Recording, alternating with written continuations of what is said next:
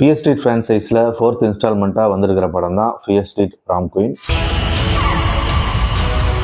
படத்துடைய கதை 1988 நடக்குது. ஒரு ஹைஸ்கூலில் ப்ராம் குயின்கான அவார்டு கொடுக்குறாங்க. இந்த அவார்டுக்காக 6 பேர் போட்டி போடுறாங்க. அதில் லோரியும் ஒன்று. இந்த லோரியை மீதி இருக்கிறவங்களுக்குலாம் பிடிக்கிறது இல்லை. அதனால லோரியோட பாஸ்டையெல்லாம் சொல்லி அவங்கள புள்ளி பண்ணிகிட்டே இருக்கிறாங்க. இதையெல்லாம் மீறி இவங்க எப்படி இந்த ப்ராம் குயின் அவார்டை வாங்கினாங்கிறது தான் இந்த படத்துடைய மீதி கதை.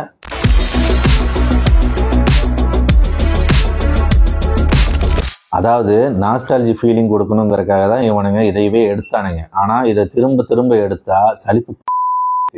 என்னமோ ஆஸ்கார் அவார்டு வாங்குற மாதிரி தான் இவனுக்கு போட்டுக்கிறானுங்க.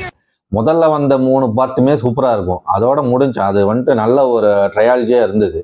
அதுக்கப்புறம் இதை சும்மா என்னமோ எடுக்கணுங்கிறதுக்காக எடுத்து வச்ச மாதிரி தான் இருக்குது. ஏன்னா மற்ற 3 பார்ட்டுக்கும் இதுக்கும் எந்த கனெக்டுமே கிடையாது.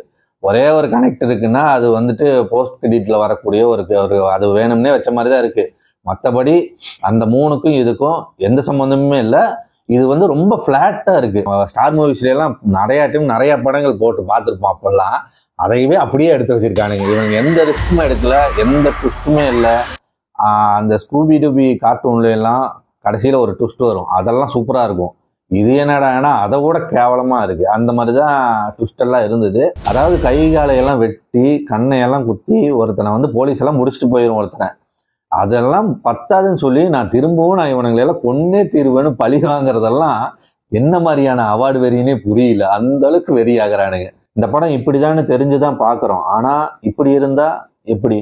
அப்படிதான் இருந்துச்சு. அதாவது முன்னாடி இருந்த அந்த 3 பார்ட்டுக்குமே கனெக்ட் இருந்தது. விச் கிராஃப்ட் அது அப்படியே பார்த்தீங்கன்னா 94லேருந்து 78, 66ன்னு அப்படியே பின்னாடி போகும். அது வந்து சூப்பராக நல்லாவே பண்ணியிருப்பாங்க. அதனால தான் இந்த ஃபியர் ஸ்ட்ரீட் வந்து ஹிட் அடிச்சுது. அதையவே வந்துட்டு இது எக்ஸ்ட்ராவாக வந்து எந்த ஒரு கனெக்டுமே இல்லாமல் இவனுக்கு வந்துட்டு வெறும் ஃப்ளாட்டாக ஒன்று எடுத்து வச்சிருக்கானுங்க.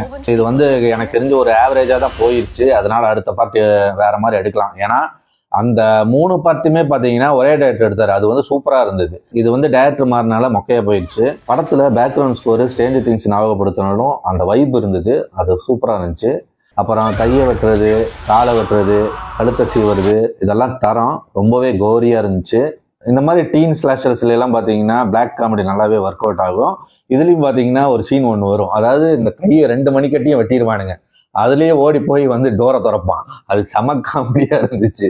அந்த மாதிரி வந்து படத்துல சில காமெடிகள்லாம் வந்து நல்லாவே ஒர்க் அவுட் ஆயிருந்துச்சு. ஆக்டிங் வைஸாகவும் எல்லாரும் நல்லா பண்ணியிருக்காங்க. ஆனா ரொம்ப ஒரு ப்ரெடிக்டபிளான ஒரு ஸ்டோரி லைனா இருந்ததுனால அந்த அளவுக்கு பெருசா ஒர்க் அவுட் ஆகல. ரொம்ப ஒரு பிலோ ஆவரேஜாக தான் எனக்கு இருந்தது. போர் அடிச்சா பார்க்கலாம், ரத்தம் தெறிக்க இருக்கும். மற்றபடி நீங்க ஃப்ரீயா இருந்தீங்கன்னா இதை பார்க்கறத விட இதுக்கு முன்னாடி வந்த 3 பார்ட்டையும் பாருங்க. அது அட்டகாசமா இருக்கும். நெட்ஃப்ளிக்ஸ்லேயே இருக்குது, தமிழ் டப்பிங்கோடு இருக்குது. பாருங்கள். பாய்.